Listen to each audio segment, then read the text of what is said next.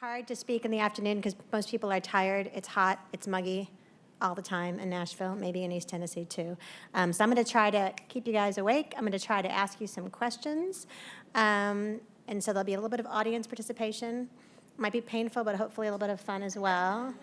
More painful, we'll see. You can make the evaluations. Tell me what that is. I have no disclosures. I forgot to put that on a slide. Also, it's hard to look this way. I'm going to do this, because apparently my old eyes don't do so well. Can I do that?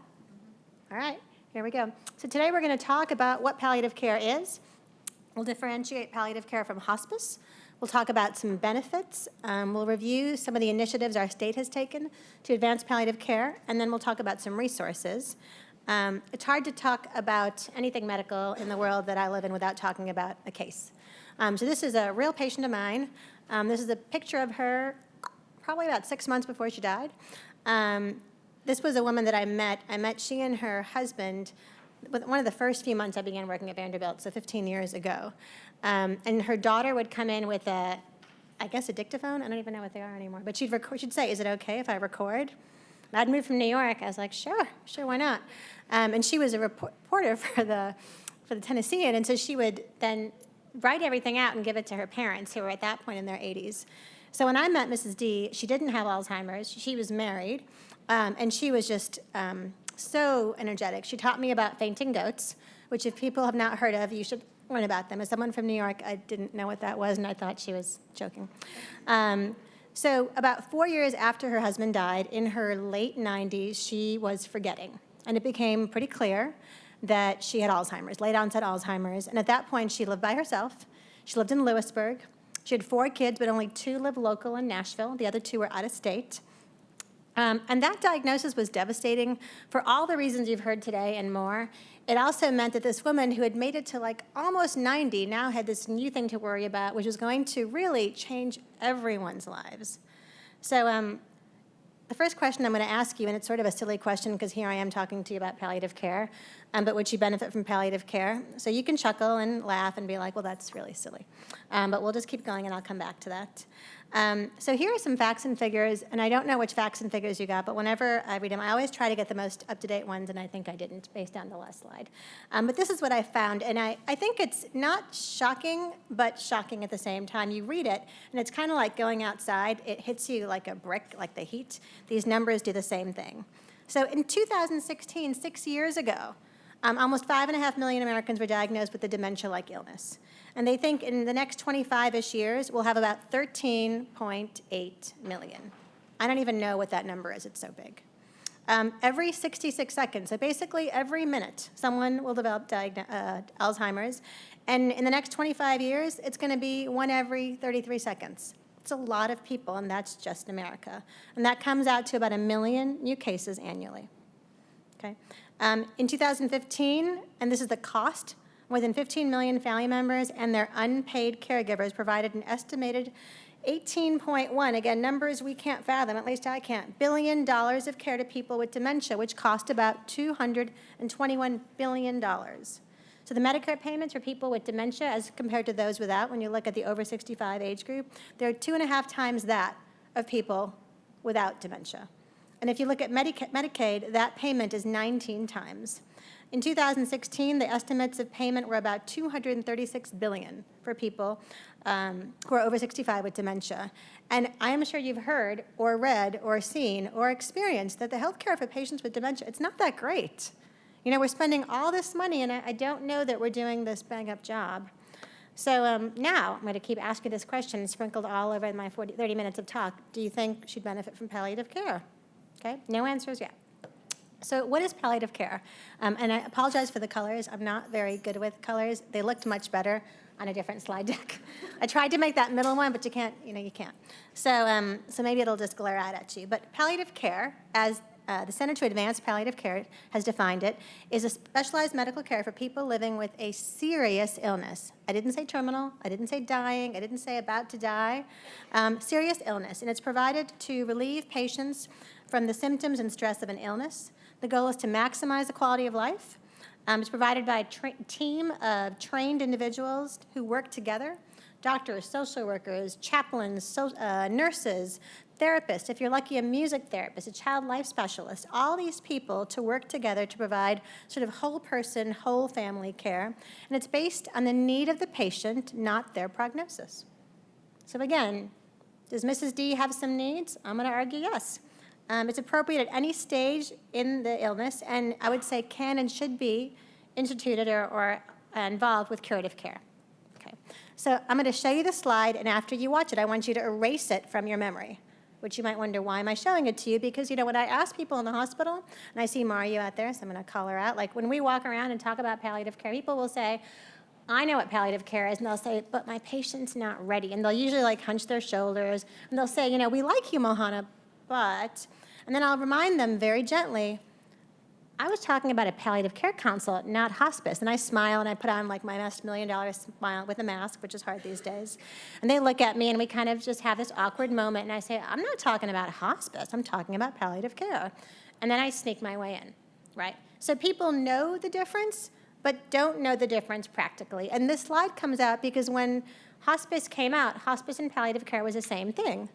But now we're in 2022, and lots of things have changed, and palliative care is more encompassing than hospice. So if you look at the diagram, and if I had a pointer and knew how to use it, the place where we diagnose, that's when you start to introduce palliative care. Breaking bad news, talking about the illness, unpacking those things. And if you look further right, when you get to hospice, that's when someone's dying. Right, so the umbrella is palliative care. Hospice is one component. So when people say to you, I don't think they need palliative care, just kind of gently remind them, I'm talking about palliative care. Are you talking about hospice? And you'll have the awkward moment, and then you'll hopefully get a win there. So another way to look at palliative care and hospice, palliative care is a specialty. Hospice is an insurance benefit carved out by Medicare. Right? Palliative care focuses on people who are seriously ill. Hospice is for people who are in the last 6 months of life, who are dying, whose goals are comfort. Both are interdisciplinary, both are patient and family-centered care. So overlap, but again, palliative care is the ability to be introduced much earlier. Okay, so why did I put this slide on? Now, Mrs. D has a new diagnosis of Alzheimer's, and I was fortunate because she did not fight her diagnosis. In fact, she kind of looked at me like, kind of annoyed that at this age she developed this diagnosis, lived in her house, and to imagine this very spunky woman, she'd come out of her bedroom, I got the opportunity to see her house, would come out of her bedroom, she would curse her husband for dying. So she would look at him, curse him, and then walk by in a loving way. And so one of the things she worried about was she may not get to live in her house.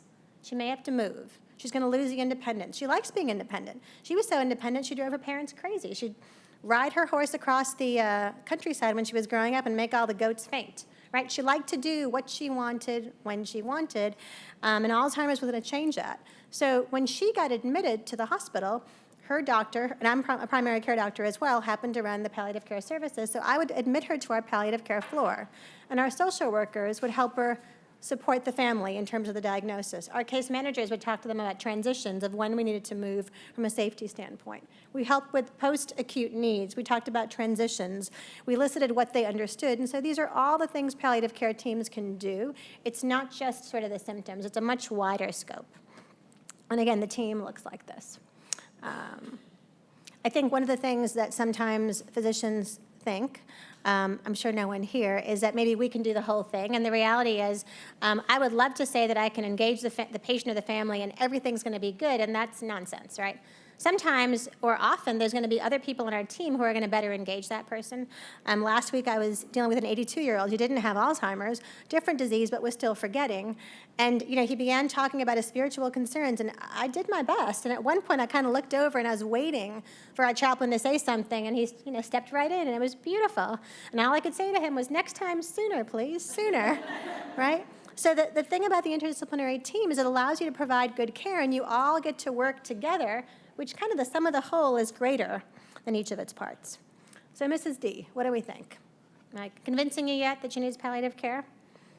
Good, okay, because I got more still, and my phone stopped working, so 20 minutes, and we're going. Okay, so what do palliative care people do, right? If you are asked this question, would she benefit from palliative care, then you should want to know, well, what do you all do? Because visits are changes, and changes out of your routine, as you've heard about, can really trip the patient up, so it better have some value. So I like this slide. I use it a lot. And its caption says, "I'm right here in the room and no one acknowledges me," right? That's the story of most diagnoses' lives in America. There is something really obvious out there and we just ignore it, right? And it doesn't mean because they weren't diagnosed or someone didn't know. There's discomfort, there's angst. Sometimes it's the patient, sometimes it's the family, sometimes it's the kids, sometimes it's doctors. I mean, I had a conversation in my office and I said dementia and the daughter said, "Shh, don't use that word." And I said, "Oh, I'm so sorry." When I first visit, oh, sorry. And so one of the things is talking about these things and normalizing it and naming it. You know, if we don't talk about it, then we don't have a way to educate families about it. So one of the things that palliative care teams do is really talk about what dementia means. What does Alzheimer's mean? And what doesn't it mean? Is it normal? A lot of people think it's normal, and certainly it's not. Is it common as you get older? Absolutely. Discussing what this means for the patient and their family. So one of the questions that came up in Mrs. D's family, she had 2 daughters, and one was uber practical because she was in that, I got to do these things. Mom picked me as decision maker, and then the other one was just devastated, still very caring, but was just struggling like, I can't believe this happened. So we had to draw a timeline of right now she can live by herself, but as time progresses, she may not be able to. These are the things to look at. These are the things we do from a harm reduction safety standpoint. And then as she got sicker, talk about what complications she was at risk for. So if she's falling, it's falls and the injuries from falls. If it's forgetting her medications, it's taking too much of something and having a complication from that. We know so much in medicine, right? We forget how much we know.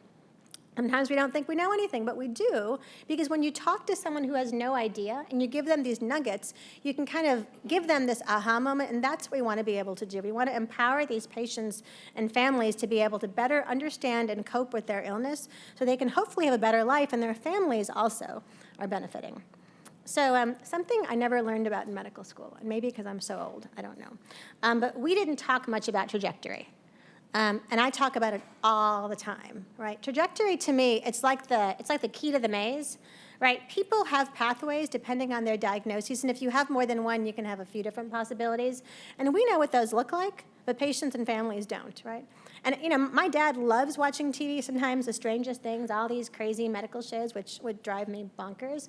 But he doesn't know these things either. So when I give him information about, oh, you're friends with Alzheimer's, he's almost like, oh my goodness. And he's a pretty well-read guy. Now imagine the people who don't. So if you can think about trajectory, in the bottom right is frailty or Alzheimer's, and that's what it looks like. And that graph is years. So over years, people slowly get worse. It's better, worse, better, worse, better, worse. And then everything hits the fan and you have this abrupt decline. Aspiration pneumonia, terrible fall, hip fracture, pick something, right? But if you're 90 like Mrs. D, I mean, she could have a stroke and suddenly die. She could have had heart failure or kidney failure and had that up and down. She could have also gotten into a car accident, because has anyone driven in Nashville? We drive crazy, right? So giving these things gives people an idea of what to expect, and it's not saying this is what I know will happen, but this is what to expect, and then people can start to say, oh yeah, I remember when Mom was there. Oh gosh, Mom's not there, she's over here. And when you put it in a trajectory, you don't have to say this is where you are, this is where people are. And it's much easier to digest, and people can take the cues from where they want to, especially if you have people coping in different strategies or different places. So other things we do, just like geriatricians, we're focusing on the patient and the family, so checking in with the caregiver. It's hard to take care of somebody with Alzheimer's. It's the worst disease, I think, ever. You lose the patient while they're still with you. That is heartbreaking, right? So making sure that loved one is supported, making sure they get time to take a break, telling them that the doctor or your healthcare provider said, you better call your family because you can't do this by yourself. Tell them Dr. Karlekar said so, right? It comes a lot better when it comes from the healthcare team. And then using the resources around you. COVID's made it more complicated, but day programs, caregiver support, choices, all of those things, okay? So goal concordant care. Sorry, I'm trying. I practiced this presentation 4 times, and I took anywhere from 45 minutes to 20 minutes, which is why I keep looking to try to time it, and I really want to stay on time. So goal concordant care, it's a really sexy word right now. I don't know if everyone knows what it means when we talk about it in practice. It's really sort of, what my kids would say is like, duh. It's making sure the care plan is what the patient wants it to be. So I put up this slide, and I don't know who it is, but I think when we hear Alzheimer's, sometimes people close their eyes, and that's what they're afraid of. They're afraid of not being able to talk, not being able to walk, being left alone in this lonely place, right? And lots of people have lots of different opinions on what they want. And I'm not here to say one is better or worse, because I certainly don't know, but people have wishes, and we should know what they are, okay? So this study is published in the Journal of Palliative Medicine in 2018. It was looking at data that was used from a goals of care randomized cluster trial using video aids to help with goals of care. There were 302 dyads, so pairs of people, patient or nursing home, long-term care resident, and family, so 604 people altogether across 22 long-term care facilities, and they followed these folks for 9 months.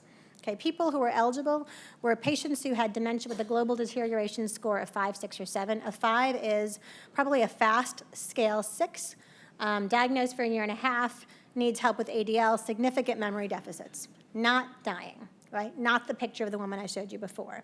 They were mostly women, they were mostly white, and they were about 86. And the mortality was about 60%, 60, at 9 months.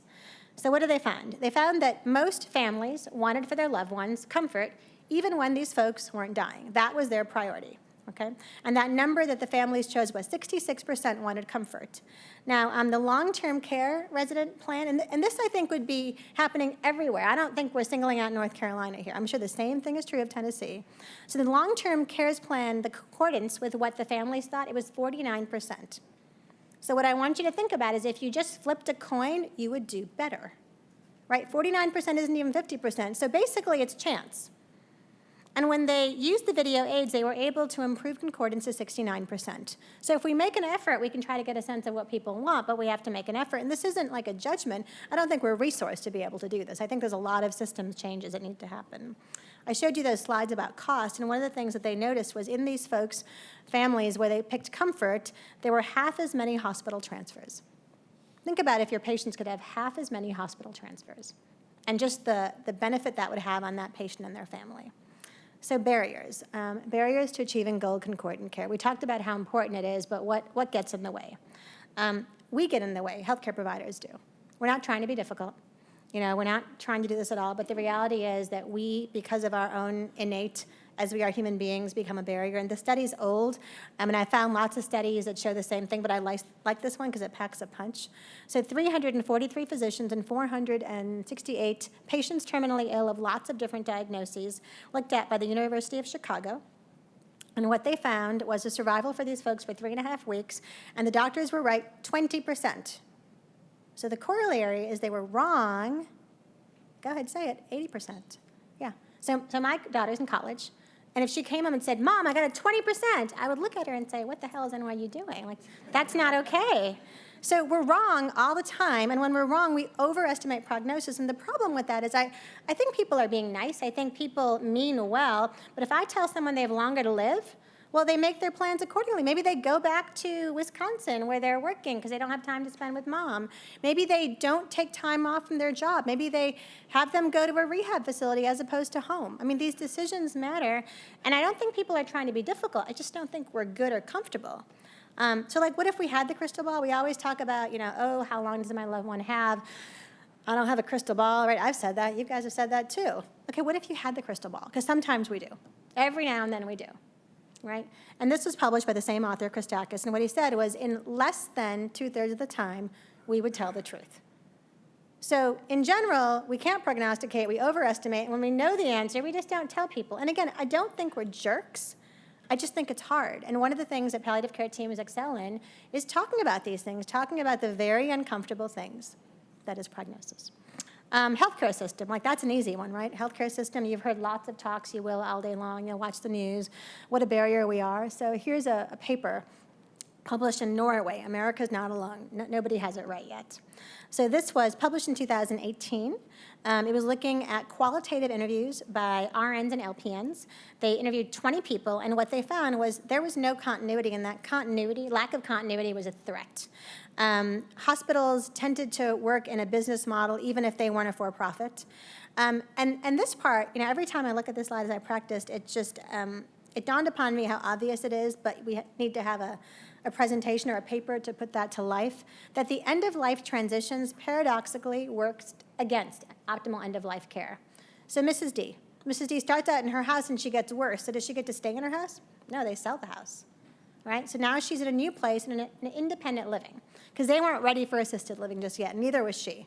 So first she goes to the one in Lewisburg, and that one didn't work out at all. She got to see her friends, but the care really wasn't great, and she kept falling. So then she goes to a assisted living, different independent living with more support in Nashville, and that didn't work. Then she declines because she's falling in the closet, and no one knows because she closes her closet door, smart enough to hide the evidence. Then she goes to assisted living, right? And then she goes to memory care. And she was fortunate that in her memory care, despite it being August of 2020, right, that's our wave of COVID, she died on hospice care. But most people keep transitioning, and so the sicker people get, the harder it is to give people that care with good transitions, so you get information that's lost. We don't have enough resources. The healthcare system looks like that movie, The Maze. It's hard. It's hard. Families and patients, I am not criticizing families or patients. It's hard to be a family member of someone who's got Alzheimer's. It's really hard to be the patient. People are conflicted. You want your loved one to be around. When you see them recognized, you're like, it's not that bad, and then they do something else. And so the conflict is real. And you don't want them to suffer, but you want them to make it to so-and-so's graduation. And how do you make sense of that? When we're not giving you the right information, it's scary. It's really scary. And then patients. I talk to patients, and some people will tell me, oh, I'm 90, it's about time something was going to happen, and others are petrified. But if we don't give them space to talk about it, then they don't get to talk about it. And, little kids, when my kids were younger, my daughter would imagine, it's so funny, she would imagine, she's 21 now, she'd be horrified if I told you the story. She would imagine we're flying on, flying horses or something like that to Disney World, right? That's what kids imagine. Adults, they imagine that slide. That's what they think about. And so we have to allow some space to talk about it, so then we can talk about it, put it aside, and get to the business at hand of living and living our best quality of life. Oh, I said that already. Okay, advanced care planning. I'm going to do this fast because I could spend a whole hour, and I only have 7 minutes. So here we go. Okay, so advanced care planning could be daunting. Our hospital is always embarking on different initiatives, and what we tell them over and over is just start with naming a surrogate. Don't make assumptions. I was just in a situation last week where the surrogate that was initially named was crazy, literally was crazy, and violent, actually. So name a surrogate. That's something you can do. And when you think about Alzheimer's, you start to forget, right? So you better name it early, because if you have 4 kids, pick the right kid. Or maybe it's not a kid. Maybe it's your friend. Maybe it's nobody. I have a patient who every 6 months she changes her mind, and I can tend to be on her decision maker list. And I keep telling her I probably shouldn't be that person, but there it is. You can talk about advanced care directives, end-of-life decision-making posts, but we're gonna spend our time on surrogates because that's the easiest one to do. It's not easy, it's the easiest one. So when you pick a surrogate, you can't just say, it's John, right? If you say it's John, does John know he's making decisions? Does John know what's going on? And this paper from the JPM, Journal of Palliative Medicine, published this year, looked at that. They interviewed 40 participants who were surrogate decision makers, and these folks talked about kind of what their experiences looked like, and 5 themes came out, which is not surprising. Surrogates felt ill-prepared. They felt ill-prepared because they didn't know how to navigate advanced care planning. They didn't know how to figure out what the patient's values and preferences were. They didn't know how to navigate the conversations with physicians and healthcare providers, how to advocate for their loved one, and they didn't know how to make informed decisions. And so when they didn't know what they were doing, big surprise, they snuck in their own beliefs. Right? I'm not sure what they want, but here's what I would want. And that's not saying they're bad people. They just didn't know how. So if you pick a surrogate, it can't be who do you want. It has to be who do you want? Have you told that person? Have you had a conversation? Maybe we should all talk together. Maybe we can have a conversation. And if they're reticent, some of the things I'll tell them is talk to them about quality of life. And when I say quality of life, these 3 things. How important is it for you to be able to be cognitively intact? Talk, think, walk. There are people I'm shocked at who are like, it doesn't matter as long as I'm happy. Don't make assumptions. How important is it to be able to walk and dress and eat and bathe? And how important is it for you to be at home? I had a patient years ago I referred to hospice because it was a deal breaker. When he couldn't be at home, he did not want to live. And so, we stopped treating infections even though he probably could have lived years in a facility. But he was a farmer and he was not going to live anywhere but his farm. So ask about those things. The advanced care directives, I'm going to sail through one, I'm going to focus on the other. There's the POST and the Tennessee Advanced Care Directive for Healthcare, which has morphed a couple times in names. It is 2 pages, and just to tell you, this is what it looks like. It allows you to name a healthcare agent. The order matters. The first one's first, the second one's a backup, and then quality of life, living will. Okay? You can talk about donation. It can be witnessed or notarized. Okay, enough said. The second one is a post form. We have posts. Some states have mosts or posts, and some states have nothing. So we are fortunate to have something. This is an order. It has to be followed. If somebody comes into our ER with this form, we have to follow it. We can't look at it and be like, yeah, I'm not going to do it. Okay? If you are at home and someone has said, I don't want resuscitation, they will resuscitate you unless you have this form. This works in dialysis centers. It works in community centers. It allows for not just preferences on resuscitation, but also where you want your care. I use this in my primary care practice all the time. Are you okay to go to the hospital? Yes. And then the goals are comfort, like hospice plan. The other extreme, do everything, vents, dialysis, ICU, or come to the hospital and avoid the ICU. It's a quasi-goals of care document. And so I use that all the time, and often what I had 5 years ago changes as someone's health changes. So I have some patients who have a bunch of these documents lined up. And the important thing about this one is the patient doesn't have to have capacity. So if we met someone who had never had a conversation and they're not in a place to be able to have a conversation, the doctor and the family or the healthcare agent or surrogate, they can sign that form. Okay. So what are we doing in Tennessee? We are doing quite a bit. I'm always proud to say that because it makes me happy. So in 2017, our legislature created a palliative care task force that sunsetted after a year, and the Tennessee Palliative Care and Quality of Life Council, it's a very long name, was enacted. And we have been having quarterly meetings. Sally and I sit on the council together. Our meetings are open to the public. Right now they're Zoom because of COVID. And this council has a lifetime right now of 7 years, I believe. One of the things we achieved, it sounds really silly to be proud of a definition. I will tell you, it took a long time to get to a definition that we could agree on, which might be sad, but the definition allowed us to adopt it into the legislature, which allowed us to get the exception for palliative care and opiates. And that's a big deal because that made our patients' lives easier. We've had 2 state conferences. We had a summit last year that also included a pediatric day. And one of the things that I think Sally and I are really proud about is the mentor program. We had 11 palliative care specialists from across the state work with 24 mentees, people who either didn't know what palliative care was interested or knew a little bit and wanted to know more. We covered topics virtually. And 2 of the mentees ended up pursuing careers in palliative care, which is amazing. So where is palliative care in our state? It's the blue dots. And if you look at where the blue dots are, that's where the big cities are. If you look at where the white dots are, that's where everything rural is. And so we in Tennessee struggle like states across the country, is we do better in the urban areas, not so better in the rural areas. And this data comes from the Center to Advance Palliative Care. I'm sorry the slides look like that. I didn't look like that on my computer. So CAPC, the Center to Advance Palliative Care, puts out a report card. And this is where we all get to pat ourselves on the back. This was published in 2019, and it compares us across the region as well as across the state, and we get a B. Diane Meyer came here, and she was thrilled at what we were doing and kind of commented to me like, I can see why things are working. We do very well in really big hospitals and really small hospitals. The work we need to do in is the 50 to 300 range bed hospital. But again, for the most part, we're doing better than our counterparts in the region. So where can you access palliative care in Tennessee? Like most places now, the palliative care programs in big hospitals, more than 70% of hospitals have programs. The smaller hospitals are where we're still struggling with. Some hospitals have partnerships with hospices. Some groups like the private entities like Aspire, which has now been bought over, those exist as well. There are folks that come into the community to your house. There are some that are freestanding clinic. There are many, many more options out there, but still not enough community partners. That's the place we need to grow. Resources. So this comes from Tennessee.gov, and you can look at and find documents, videos on advanced care planning to FAQs, et cetera, as well as the post form. This one is several resources I want to share with you. One is the advisory council. So in Tennessee.gov, there's a palliative care advisory council, and those 6 topics we talked to you about: communication, a case for palliative care, team building, there's several of those. Those are all on there. You can watch them. You can download them for free.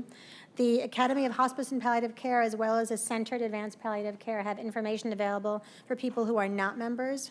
Vital Talks, they have an app that's free. You can download videos. It'll show you in 10 minutes how to talk about things, how to communicate. Oh, that means my time is up. Really quickly, Fast Facts is like Cliff Notes. If you were ever a kid and didn't like to read the novel and you got Cliff Notes, that's what Fast Facts is, but it's got resources and references.